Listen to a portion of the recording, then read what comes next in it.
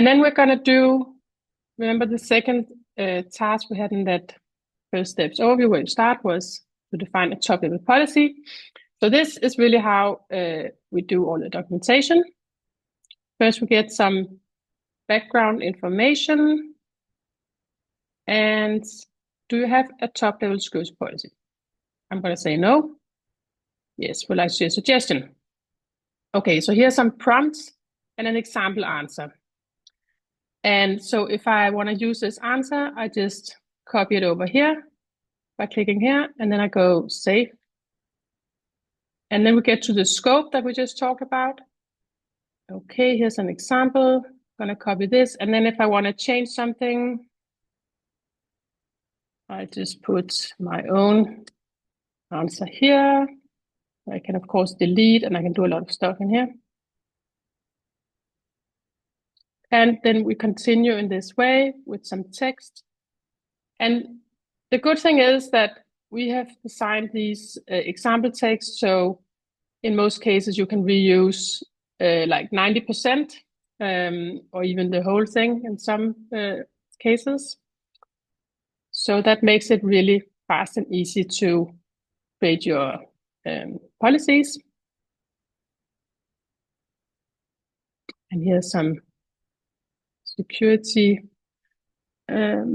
roles. Here we have the roles defined. So maybe I want to look through those and see it's what I want.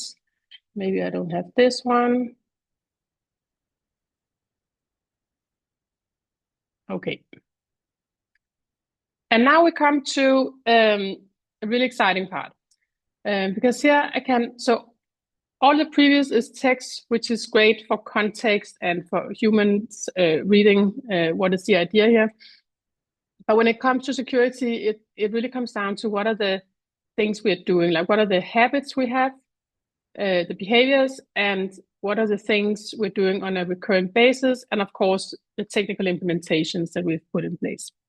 So here we can define some habits. We want everyone to understand the security roles, and we want them to read and understand the top level goals of the company. And we can also add our own habits if we want.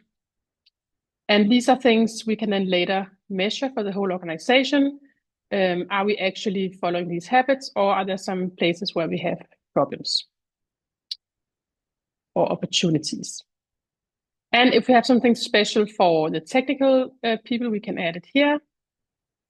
And then recurring events. So this is something we need to do in our yearly cycle. And in this case, we're suggesting a yearly management review of goals and objectives. Okay, who's responsible and how often? So we can change that if we want to. And we can add our own.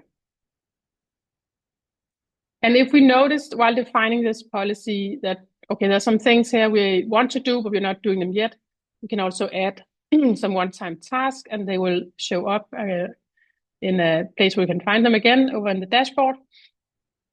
I'm going to leave it for now. And we can change the implementation status of the policy if we want. If we just wrote it, it's just defined. If we're already doing some of it, we can change it, partially implement it. And now, since we talked a lot about controls, I just want to show you that it's down here.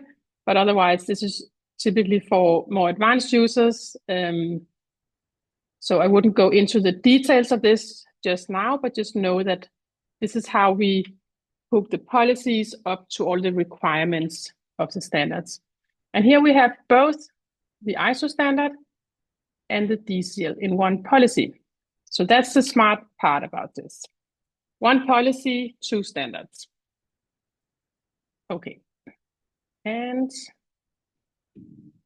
then if you want to have like formal improvement, you can use this part. I recommend to begin with, just simply say we're going to approve, and we can look at that later on if we need formal improvement, and save and finish. And I get a little juice. It's always nice. Stay hydrated. It can be a little bit dry work. So now we can see our policy here.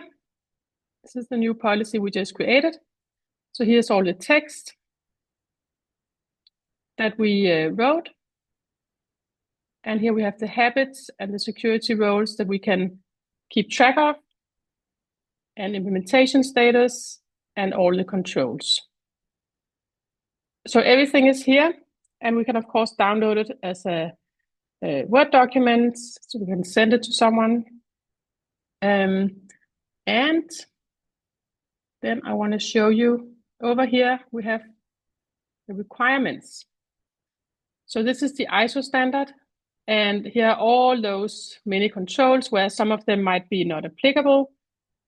And here are the ones we already defined with our top level policy. So that's how it's hooked up. And we did 2 birds with 1 stone, because we also got some of the DSEAL criteria with our top level policy. So that's how we can keep track of everything easily. And if we're doing these 2, it's in here as well. And that can also be the same set of policies. So, okay, I'm gonna pause and ask if there are questions. See something in the chat. If all policies are defined but not all implemented, can you pass already at this stage certification, or must all be fully implemented? Okay, great question again. So you can pass without having everything fully implemented, as long as you have a good plan for how to implement it, and that will typically be it can be part of the risk assessment. So it depends a little bit. So we're going to actually cover that in the next call with the risk assessment. If you have some big red risk, you cannot go for certification and pass. But you can have smaller things that are not fully in place. And the more you can tell the auditor that we already know this and we're working on it, and it's just it's something that takes a little time to get fully implemented, and that's why we haven't done it yet. Then they're going to say, that's fine, we're going to check up. We're going to check up in a few months and see that you have fixed these findings. Does that make sense?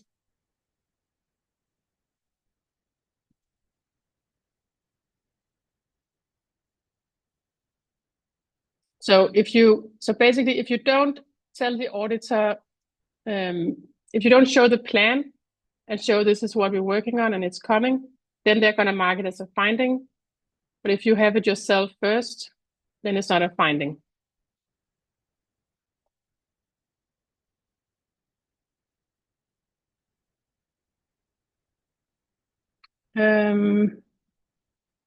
Already using CyberJuice if we only have ISO, how to enable DSEAL. Okay, so that's something, let's talk about that afterwards, but it's totally possible to add an extra standard to your existing company. Let's take that after. Okay, let's see.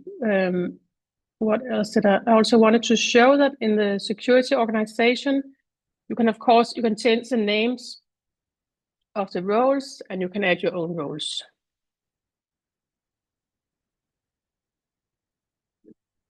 Yes.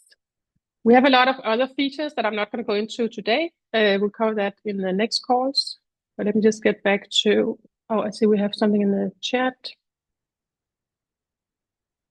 Yeah, it's a setting on a company, exactly. We can add